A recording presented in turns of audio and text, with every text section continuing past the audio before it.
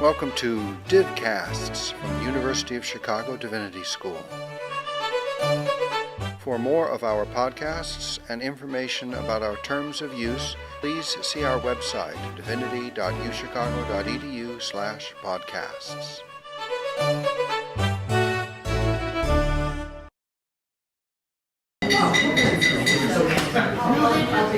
Hello, everybody.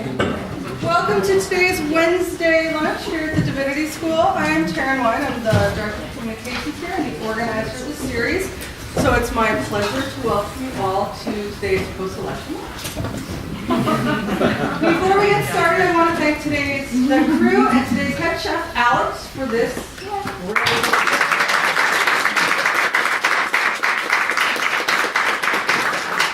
is fantastic.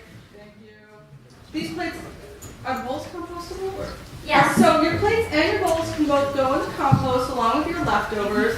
But please, please do that on your way out. Put your stuff in the compost. Throw out any trash in the trash bin. Put your silverware in the yellow soapy bags. We just ask that you do that since we cooked for you. Or I don't know why I'm saying we. They cooked for you. I came in. Are there any community announcements before we get started? Next Monday in the lecture hall at 6 p.m. The Divinity School is sponsoring lessons from Selma Then and Now, featuring two of our American faculty, Professor Chris Gamble and Professor Martin Marty, historian Jane Daly, and our own Professor Curtis Evans, moderated by Professor Dwight Hopkins. So we've spread the word far and wide. We hope to see you there, 6 o'clock in the lecture hall next Monday. The 50th anniversary of Bloody Sunday, which was the initial violent attempt to cross the bridge, is actually March 7th. So this is a timely conversation. We hope you all can attend. Dr. I just wanted to put in one more plug for the grad students. You were getting a reminder today for a grad survey from the library. We would really appreciate it if you could have like a survey party with your other grad friends. So the more data, the better. Just a quick announcement that some of you already know. Professor Martin Riesebrod, who was on this faculty for some 17 years, passed away suddenly in December in Berlin, and we will be holding a memorial service for Professor Riesebrod on Thursday, March the 12th. It will begin at 4 o'clock in the third floor lecture hall. Tributes will be given by Professor Bruce Lincoln, Professor Andreas Glaser of the Sociology Department, Professor Gail Kligman of Sociology at UCLA, Lauren Leibarger, a former student of Professor Riesebrod and also senior fellow in the Marty Center, and Mary Ellen Kremirki, who is also a former student of Professor Riesebrod, teaches in the Sociology Department at the University of Notre Dame. And there will be musical selections, live musical selections from Rossini and Bach, and maybe a little surprise. Following that will be a reception here, and it would be really great to have a fantastic turnout from the Swift Hall community. The family will not be here, but we will be sending a videotape of the entire service to Brigitte Riesebrod and Max Riesebrod in Berlin. So Martin Riesebrod, March the 12th. Anyone else? Announcements? Okay. If you want cream for your coffee, I just want to point out it's in the back table. Don't look on your table. And also, if you could turn off your cell phone noisemaker before we get started.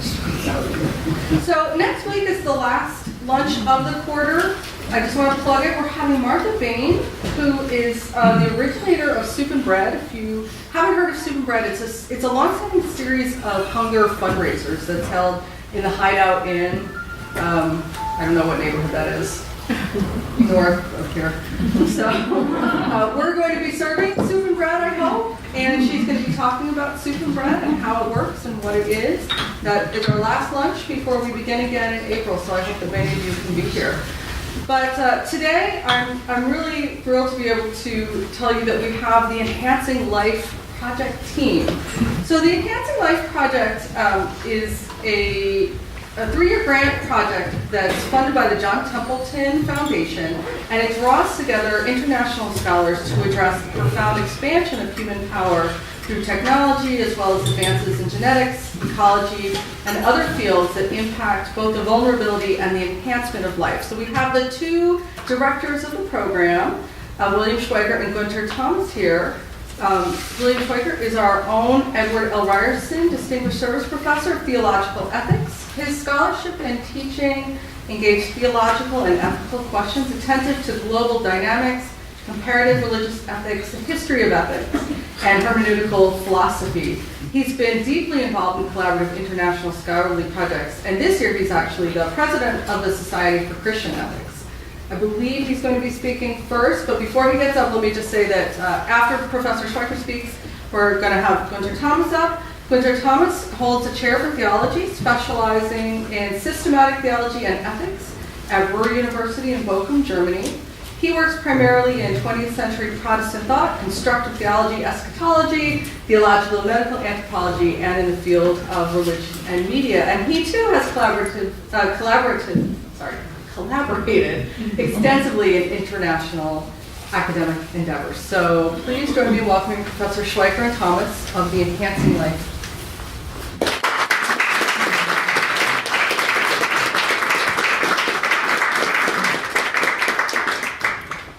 Well, good afternoon. Thank you all for coming.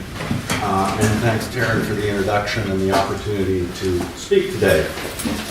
We're going to, given the breadth of our topic, we are going to try to keep this to about 11 hours. And then turn to Q&A. I want to begin with some words of thanks. And then we're going to kind of volleyball this back and forth as we try to introduce the topic to you. More importantly, hopefully get you involved in some debate and discussion today. But I want to start with some thanks. Sarah Bigger is our Associate Director, and could not do this without her.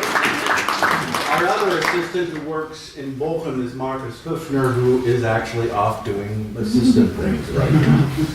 We have 3 students from the Divinity School, Sarah Jo Schweitek, Herbert Lynn and Daryl Ferguson are working diligently with Sarah on the project. And in Bochum, Robert Lamert is working with Marcus. We also want to thank the University of Chicago and the Arete project, which has done a lot to help us carry this forward. And last but by no means least, we want to thank Dean Margaret Mitchell for unflagging support of this project as it is unfolded and is unfolding. So I think we should give her a round of applause.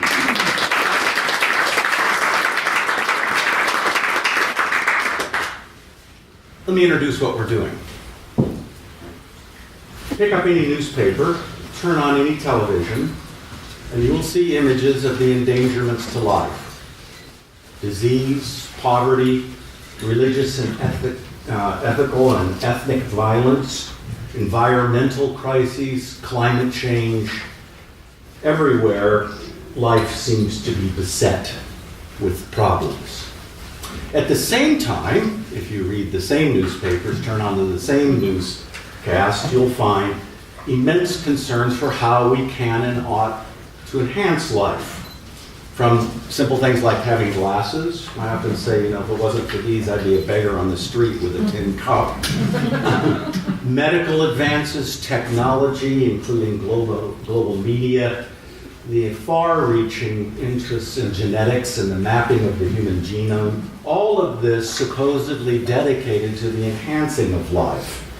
We even have now discourse about the post-human, or transhumanism, where through the use of medical and technological means we'll be able to overcome the problems that beset our finite lives. While that is the case, it's not clear what is meant by enhancing life. It's not clear that we could ever measure whether a project, an experiment, a new technology, in fact, enhances life.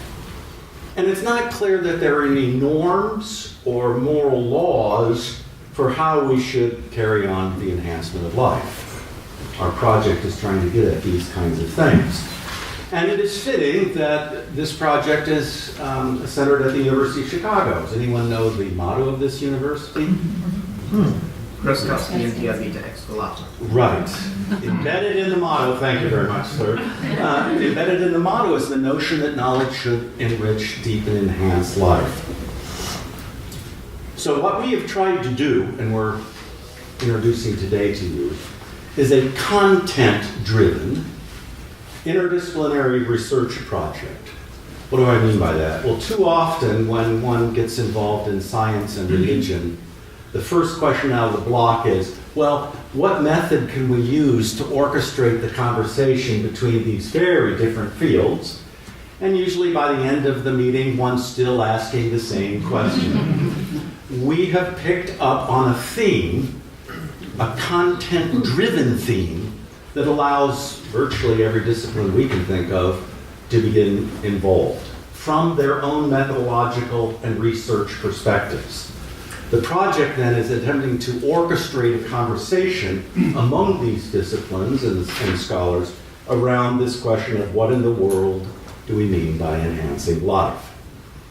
In order to forward this project, we've had to develop a virtual glossary of terms, a set of concepts, and I'm going to let Günter start with one of them, and I'm going to turn. These are concepts that are also important to each one of our individual projects.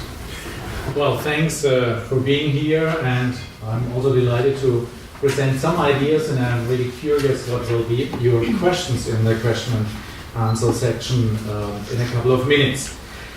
Well, at our university we had a change of our university logo, and the old logo had Prometheus and Epimetheus, two figures standing over against each other, and the active one is Prometheus, and the humanities is the hesitant one, the shy one.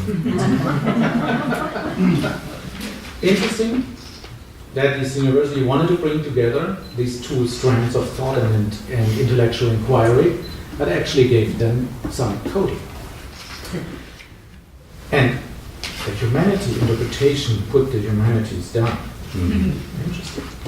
So the same happens in the field of enhancing life. When we enter our universities, enhancing life is associated with bioscience, with neurotechnology. My wife is a neurologist and can tell you about the many ways they want to enhance life. We are convinced that also the humanities and religious study folks are talking about not only about life and death, but fundamentally about enhancing life. It's deeply written into their academic enterprise and deeply written into their social life. So we don't want to focus just on a vague notion of life, multi-layers of life and so on, but enhancing life, which gives it a kind of vectorial orientation, a drive, a search, and it helps you to move beyond your intro course in ethics, where you learn there's an is and there's an ought. We think that's not complex enough to understand modern societies. When people want to transform their life, they always work implicitly or explicitly with what we now cautiously and preliminary they call a counter world. Whenever you want to transform, you imagine a counter world.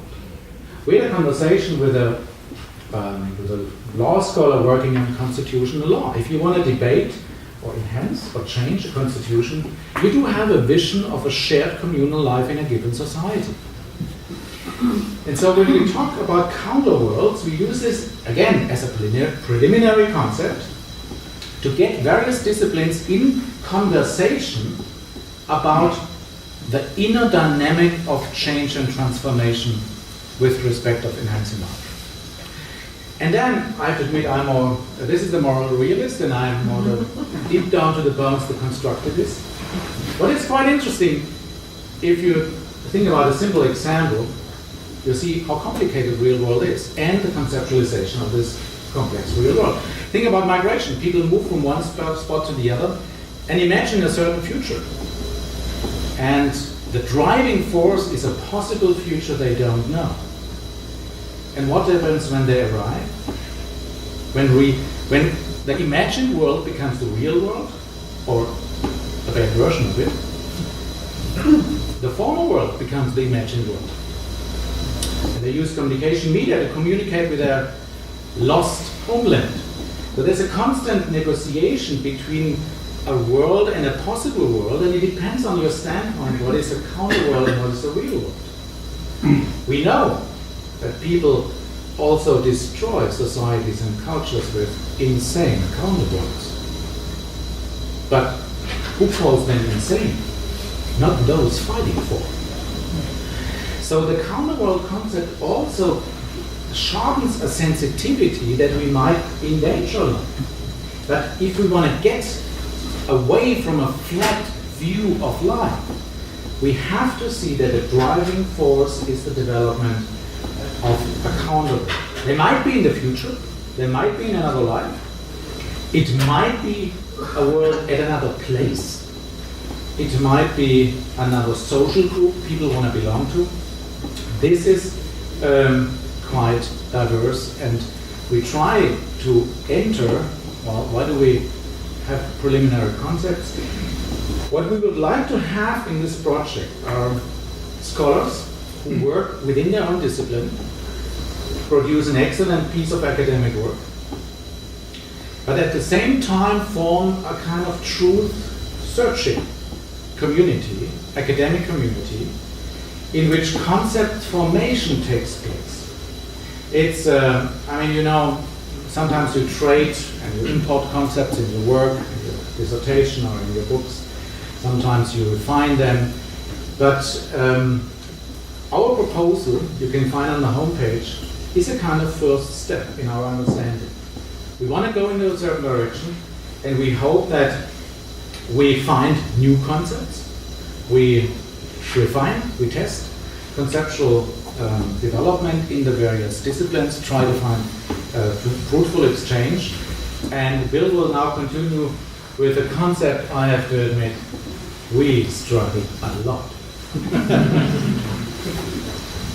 Well, if, as Günter has said, dividing the world up in terms of is and ought is simply too simple for the world we exist in, since we know the forces operating around in terms of the global market and media system, that is the case, but it's also creating different contexts in which people are trying to understand what ought they to do and the values they hold.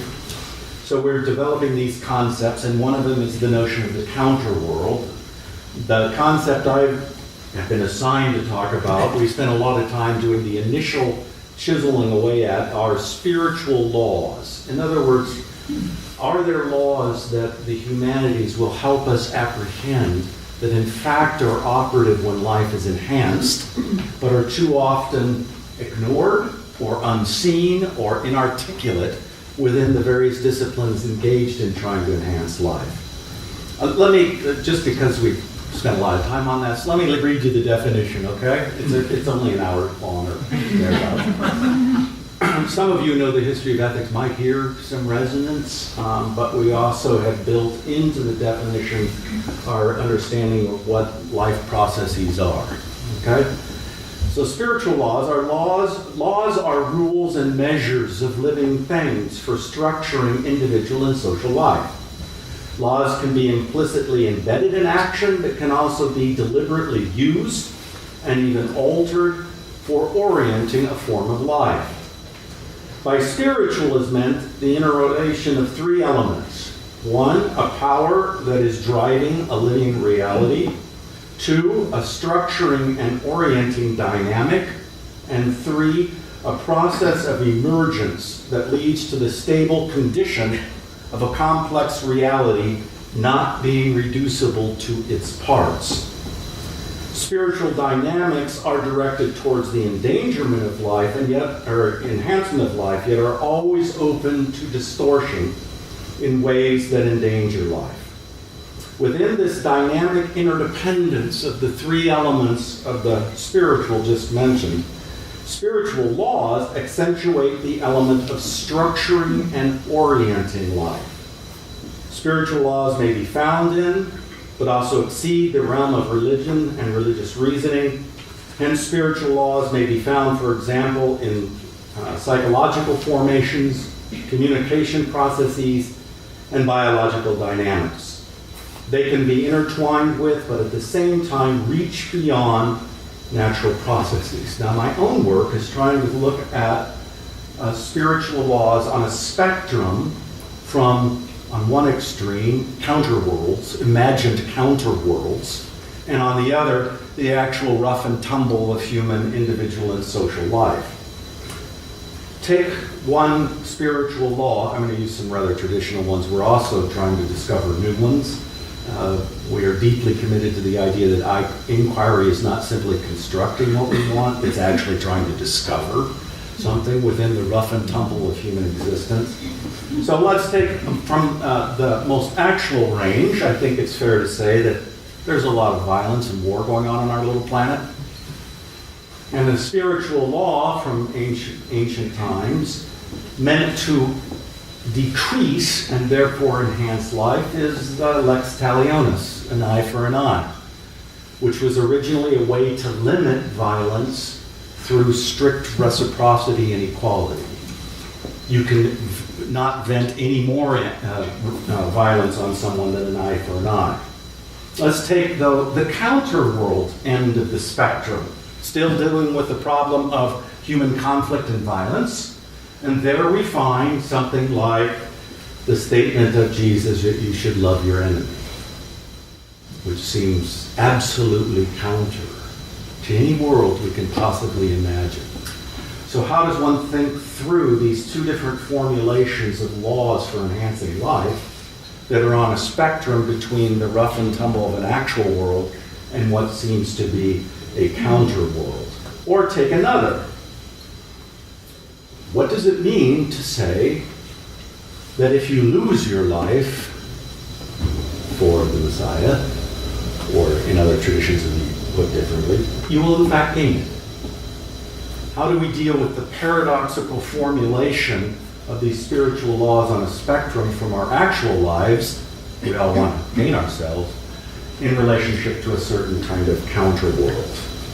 So that's an instance of some of the thinking we're trying to engage in. I'm going to turn it back to Günter. He's going to say a little bit about the residency seminars, and then I'm going to say about the 4 areas that we have scholars applying to, and then I hope we go to what time? 1:15, 1:30? Well, great, because we really want to have a discussion on this. One can't see the work that concepts do or what the project is trying to get at without engaging in some conversation, okay? But now we're going to turn this kind of more nuts and bolts on this, and beginning with the residency seminar. One of the very difficult things at our university, and I think it's the same here, is when you talk in the larger university bodies about how do you do research? What do you do when you do research? The scientists always know what to tell. I have wonderful anecdotes and stories, and the humanities scholars say, well, we read, we write, we talk. And that's convincing for some, not convincing for others. So, but in this project, we want to read and we want to write and want to talk.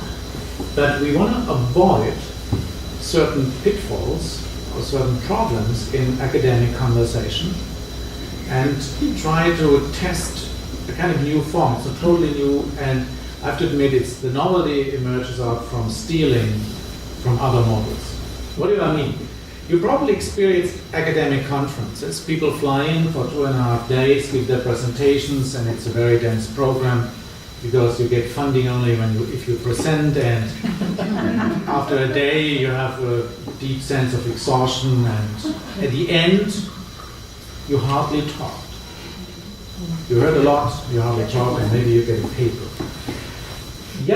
At the other end of the spectrum, we do have, since I think it was developed in the 50s and very famous because the Princeton Institute of Advanced Study actually developed the model. You bring scholars together, let them work on whatever they work, and have free flow of conversation over a year, regardless on what they work.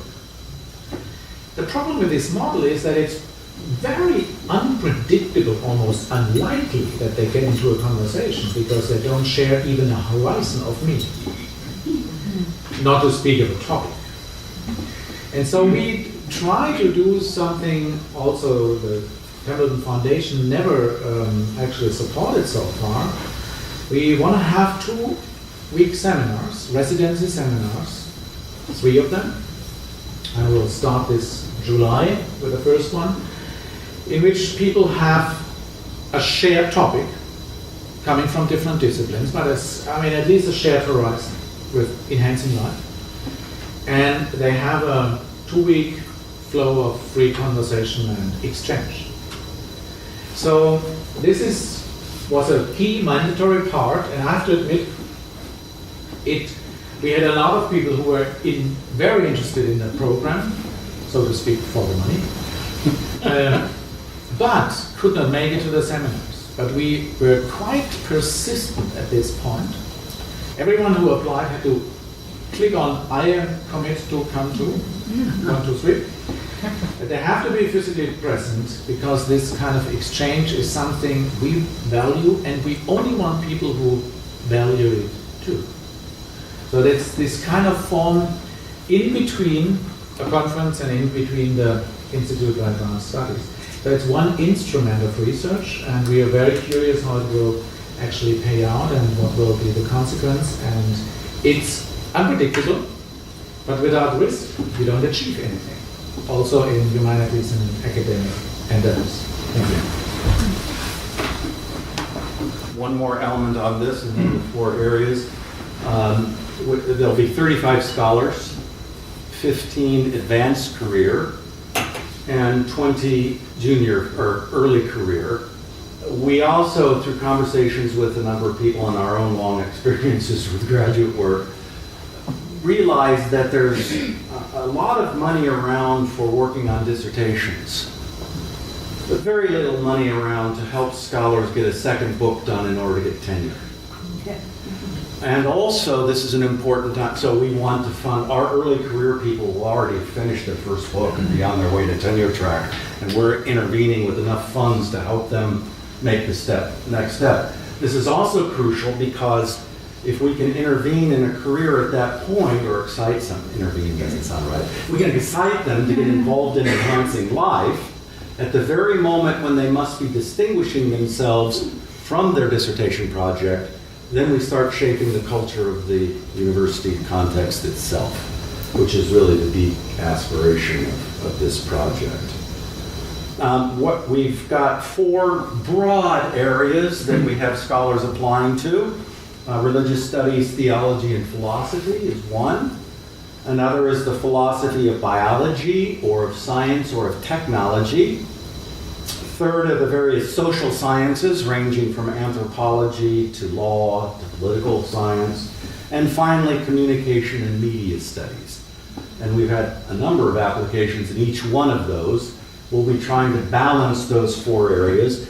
They are meant to be exemplary in the sense that if we had enough money and enough time, we could do enhancing life through every conceivable discipline, but this is not really possible. So we're trying to get scholars dedicated to this kind of intense collaborative work out of the expertise of their own disciplines to help shape a project which we hope will have a long afterlife. We're committed to producing 35 books. Each scholar must teach 2 courses on this topic, so that's 70 courses. We're also going to, and this is an idea I stole shamelessly from the Martin Marty Center, I directed it.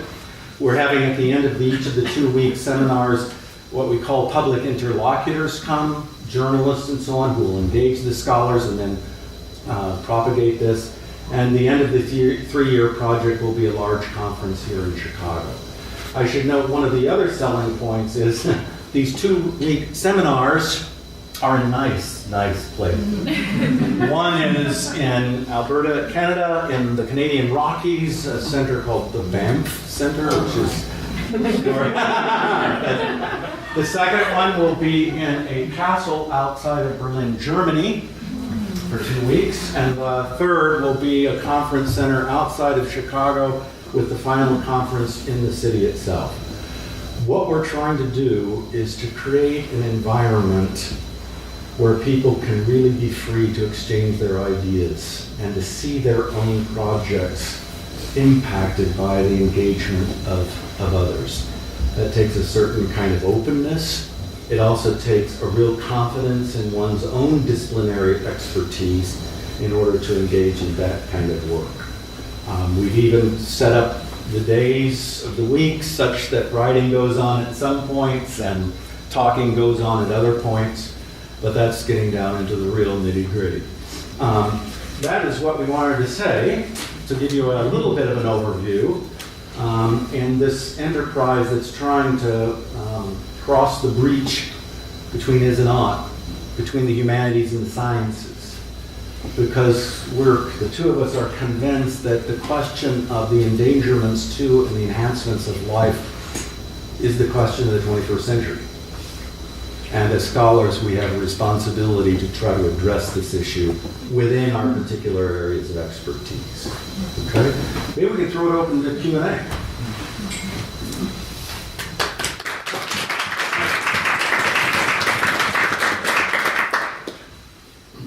Yes? You mentioned the interlocutors. I was just wondering if there's, so the 35 books that are going to be produced, I'm assuming are going to be fairly scholarly Yes. monographs, and so they're not really going to get out beyond academia, right? And so besides the interlocutors, is there some way of how to get the ideas out to a broad public? Through the closing conference, through our own website, which will be streaming stuff as it's produced, plus our interface with Templeton, and importantly, our interface between these two institutions. One of the things that Dean Mitchell's been so helpful on is crafting this. The future of, we're committed to the idea that the future of scholarship is now global. And we have to create different types of interactions to allow that to take place. So we also have, you want to say about what's going on over at Bochum, we also have connections to media and so on through the Bochum side. And I mean, to be quite blunt, at that point, the interlocutors solve two problems. We like to speak to the public. Who's that? Yeah. I mean, the more vague your audience, the more you emphasize the public. So we want to be very precise. Interlocutors, I mean, we try to find really the very top journalists from the top German newspapers, FAZ, Süddeutsche Zeitung, that site, to get them engaged, and they will spread. It's risky. They might not be just propagate what we think, but they spread the theme, and they will do what they can do. But I'm deeply convinced it's more effective. And it puts a weight off the shoulder of the scholar, because if you tell people, oh, you have to write a book for the general public, you will get only retired people. I mean, if you write a book, I mean, if you start your career with writing a book for the general public, everyone is applauding it, but no one is hiring you. And the same goes through your whole career. And we have very few talented people who are genius who can balance that. So we allow the scholars to be disciplined and to raise their reputation in their discipline. Otherwise, it's not helping to get tenure or get a full position in Germany. So, but we have a division of labor saying, okay, and then the interfaces, how do they, scholars and the interlocutors, get along? We can tell you this in a couple of months. Anyone else? Yes, please. A possible suggestion for a follow-on to what you're doing, really, Lord. And that is that we might consider how to restructure sabbaticals so they're not just one person going one place and another person going another place, but for the universities to get together somehow to arrange for sabbaticals in the future to do what you're doing now. So folks have a longer time to be together. It may be impossible, but it might be worth considering. Yeah, lovely idea. I don't know about the openness of universities to that. That's something they would have to explore. What we, basically the two of us through our careers have been interested in developing middle-level institutions that are global, scholarly institutions that connect people from different parts of the planet and are freestanding in the sense that they're not beholden only to one university's administrative system.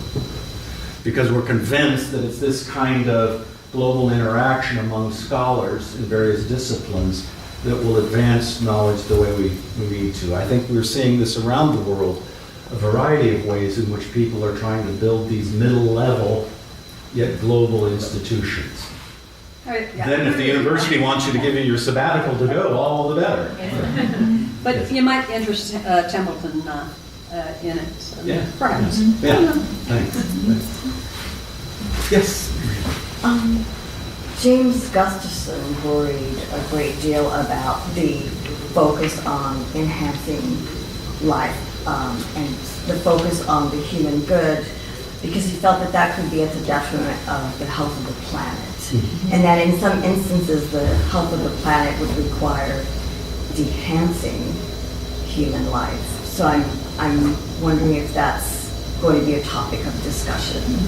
Yes, and it's important that the project, as well as the model of this university, is about enhancing life, not necessarily human life.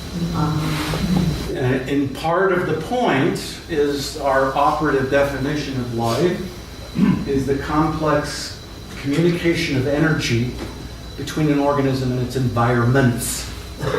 So one cannot understand any form of life without grasping its interrelationship with other forms of life. I happen to know James Gustafson's work very well. And if you push it far enough, we disagree on some things. I think that this is something we also exchange. Like it or not, human beings are the one wielding the power and the intelligence to help overcome environmental crises. Merely to be saying that we're not the center of value, on one level is obvious. On another level, it can be disempowering for people assuming the responsibilities we face. So I with all due respect, I just disagree with him on this particular point. But it's very intentional that the title of the project is Enhancing Life. Just as the university's model is about life, it's not necessarily about human life. Right? But, I mean, I like to pour gasoline in some fire. In the Middle Ages, I mean, I would not be here, and most of you would be at the peak of your life. And we have now in Berlin someone dying of measles, where parents resist vaccination. I think that's quite irresponsible. And if you have a certain illness, you hope that you don't want to enhance the life of the viruses or the bacteria. So what I'm pointing to with this anecdote is the kind of complex, systemic, interrelated, systemic nature of life, where it's very tricky how to enhance life, and we are well aware that to enhance one life might diminish the other life. I mean, you know as well as I do, Whitehead's dictum, life is robbery. And what he was saying is, every enhancement of life is decomposing other life. To give you a biblical notion is the peaceable kingdom, because this vision is, to point out to a counterworld, life is life with blood, and if the ox is eating straw, this biblical vision is a life that is not living at the cost of other life. I mean, we know that the straw is life too, but in this machine of imagination, it's this life that is not decomposing other life. And the best way to solve your CO2 imprint would be to commit suicide. So there is. I think it's walking on a tightrope. On the one side, having a broadening of the notion of life, not a simple anthropocentrism.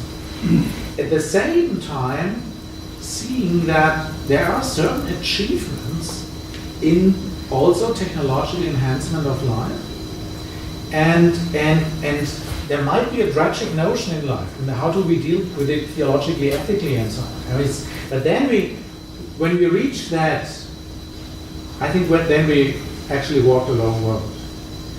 because we have to see the multisystemic nature of life and the interwovenness. At the same time, we live as humans, hopefully in a responsible way, with open to other forms of life. But we cannot jump out of untouched life, a life untouched, or we cannot jump to a life untouched by human beings. This is another reason why we need to specify the spiritual laws, because then you're starting to think through the conditions of how one makes judgments when life is competing with life, and life is threatened. Anyone else? Dean Mitchell. I wanted to come to the point you were just on, about spiritual laws. And many of us in this room are scholars of religion. Mm-hmm. Part of the project's work is both, as you and Günter said, about establishing concepts, but also, as I understand it, and as I've learned it from you, some acts of translation. Yes.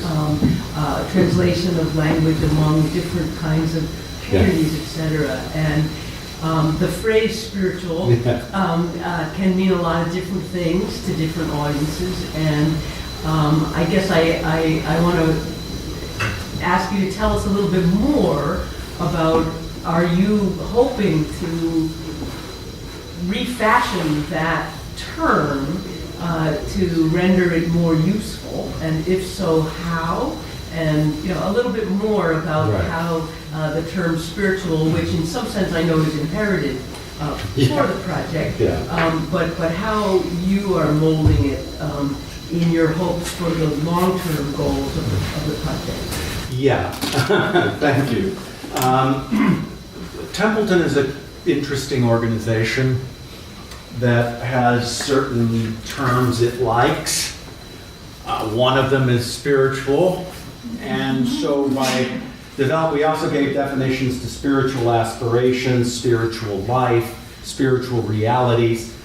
We're already engaged in a fairly radical act of translation, okay? While wanting to show, for the sake of our funding, that we have some connection to Templeton. Two of us work through these various definitions, which I can go through if you want. But our hope is that as scholars start deploying these ideas, they'll be altered, changed, corrected, rendered more precisely through the process, right? I mean, this is one of the difficulties in all scholarship. On the one hand, we're deeply embedded in traditions of thought, language, and so on, and therefore all of our thinking in one level is dependent upon historical definitions of terms and concepts. But we're also trying to confront, at least a project like this is trying to confront a very changed intellectual and social horizon. And it's that back and forth. So I guess my only way to answer your question is to say the project, in a sense, is trying to develop a set of concepts and issues that will allow the project to have an afterlife in its publications, courses, and also what we too romantically call enhancing life studies. Because if this works, we will have, as Günter pointed out earlier, if this works, we'll have overcome some of the divide between the sciences and the humanities. And we would then need to have people educated to do both sides of that. Am I getting to your concern? Yes. Yeah. Well, and I want to give you two examples or two or three layers of the term we actually use. Well, this is a project with its very core in religious studies and theology and philosophy of religion. So in a way, we are deeply convinced that religions are not an accident in history. At the same time, we have a post-naive understanding, and we all know how dangerous and how destructive religions can be. So the question is, what religion and what content? And in my context, I always have to tell people why. More or less religion is not the issue. Which one? What content? And content matters. And so it's also a self-critical posture and a resource orientation that the spiritual life of religions is a resource we draw upon. It's worth doing. but we do it in a self-critical and constructive and critically constructive manner. At the other end of the spectrum, I mean, you might have recognized in Bill's definition, we would go so far, or I would go so far to see in certain dynamics of emergence a spiritual dynamic. It would be a long story. It would be a way out of a certain version of naturalism and materialism, because we live in a very dynamic biological world where the borders between nature and culture are not anymore as clear as they had been for 19th century people. So we see the spiritual not just as cultural or not just as religion. I know that's a little bit getting into muddy waters, but that's the conceptual debate, I think, right now in emergentism and in fruitful dialogues between culture and natural sciences. And for instance, in neuroscience, it's very difficult to talk about the divide between nature and culture. So at that point, we would clearly expand the concept beyond what is intended by John Templeton, or was intended by John Templeton. But I would really argue for a quite meaningful expansion of the concept, and God might know whether this is the intention of John Templeton. So maybe the German. Well, if I could say, yeah. I mean, one point on this, we've also embedded in a philosophical tradition, which on this term has oftentimes led to real problems. Because all of a sudden, spiritual or geistlich becomes identified with subjectivity. And the self's relationship to itself, which is we are deeply agreed, too crude a conceptuality to understand the dynamic of living things, including living human beings. So we're very mindful of the historical background of these concepts, and it's something that we have to work with all the time. If I hear one more argument, that what we need is the foundational claim of thought thinking itself, I'm sorry, that doesn't get a lot of traction in the global context we're at right now. Right? So we are also battling on philosophical sides. Principalities and powers are what we're Well, to give you a very concrete example, my wife is leading a large unit for geriatric psychiatry. And think about two types of aging. One is you end up with Alzheimer, with dementia.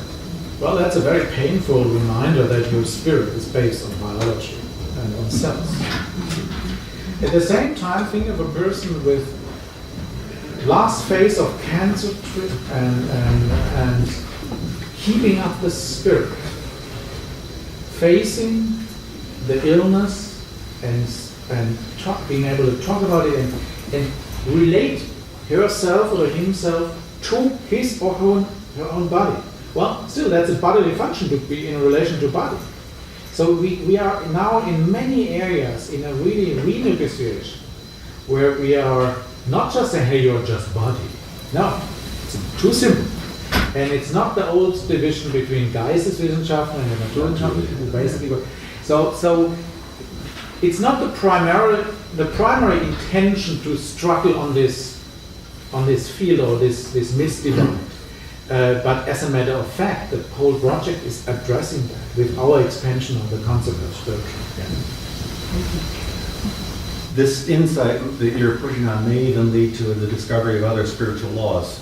To build on what Günter was just saying, it is an odd fact in human life that someone can be dying physically and yet absolutely alive in their interaction and communication with others. Or someone can be very vibrant and yet sort of dead spiritually. So how do we get at the complexities of these kinds of interactions?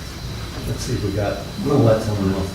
Did you have a question? Yeah, so you've used the term spiritual law, and I'm not sure I remember exactly what it is. Could you reread the definition for me? You really want this? No, yeah. I mean, if we have 3 hours. Yeah, that's good. Laws, so we start out with the definition of laws. If anyone's interested, this is a reworking of Thomas Aquinas' definition of law.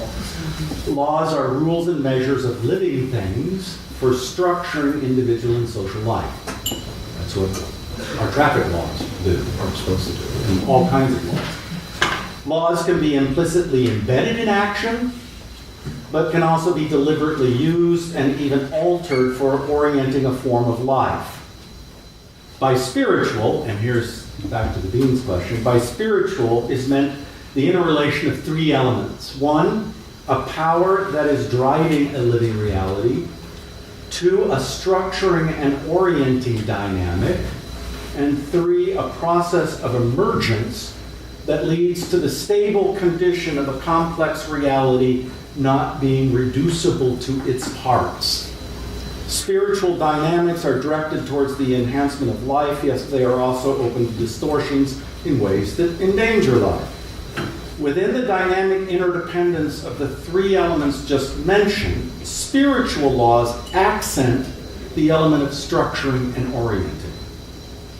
Right? So laws are what are structuring and orienting the dynamic process of living. Right? But they are also related to the other two aspects of spiritual. Right? Is that getting what you want? Thank you. Yes. Yeah. It's a very it's a very process-oriented approach.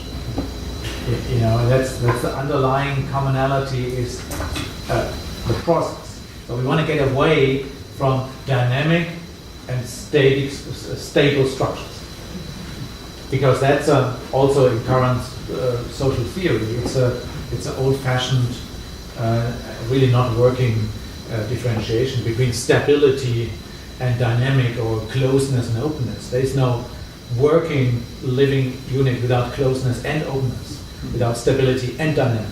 And we try to, we could do almost a seminar on this definition. I have to admit, we worked as three folks a whole day on this definition. And we were pretty exhausted after that, because we had to negotiate various theories, and we could do exegetical work, which theory is behind what clause. Right. But we share the intention that it's a deep appreciation of a kind of structured dynamic. And that's why and I think that's a very basic or root definition of life. Just one, in this building, when you hear process, most people will think Whitehead or Harshman. We're just meaning this interrelation. We're not buying on to a particular metaphysical position. They're inclinations. In as much as you can not buy in to a particular metaphysical inclination. Well, one can develop one's own. So, anyone else?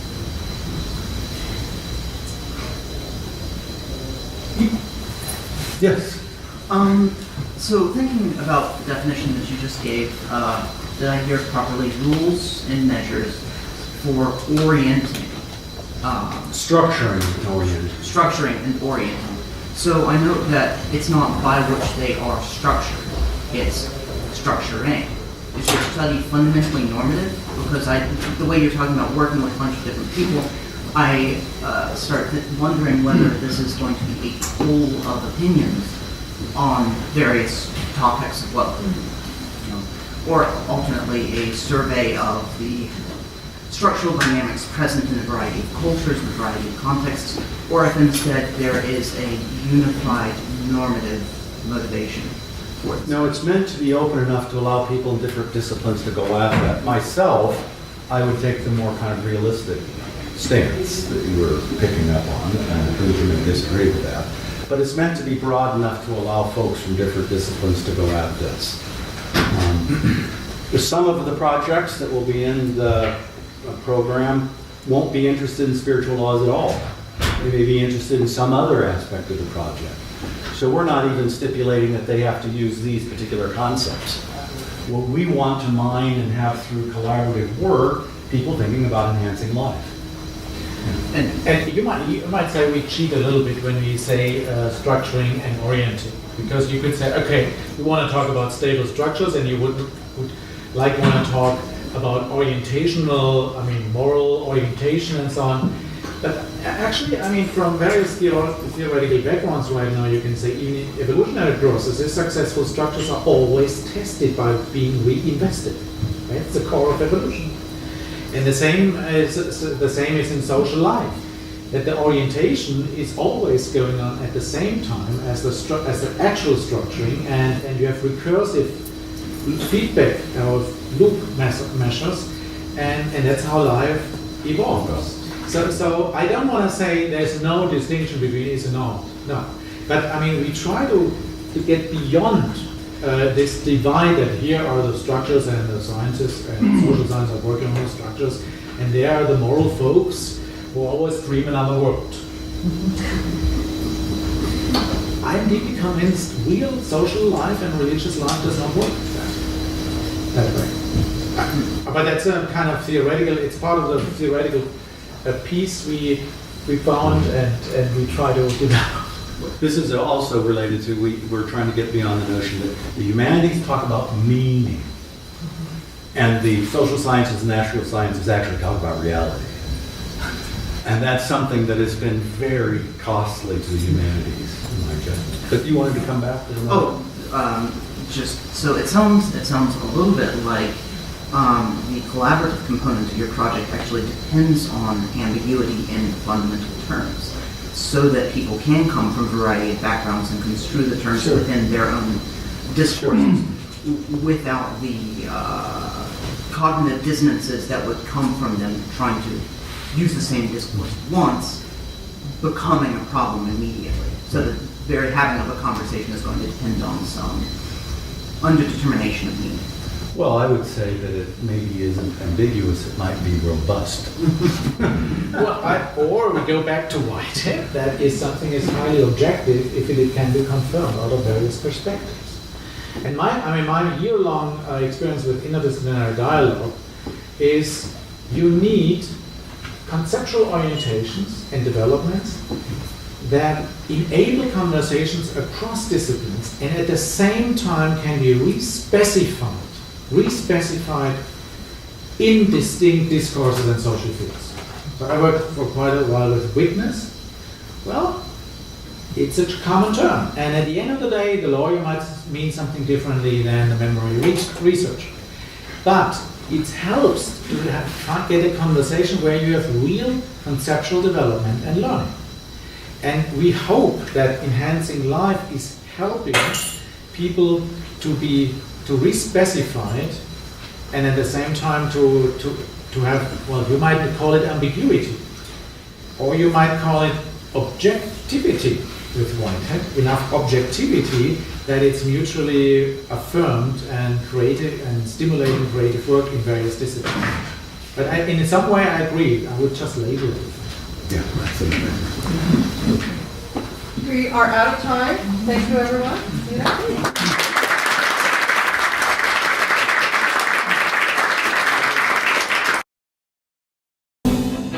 We thank you for listening to or viewing our podcast. For more information and for other podcasts, please see our website, divinity.uchicago.edu/podcasts.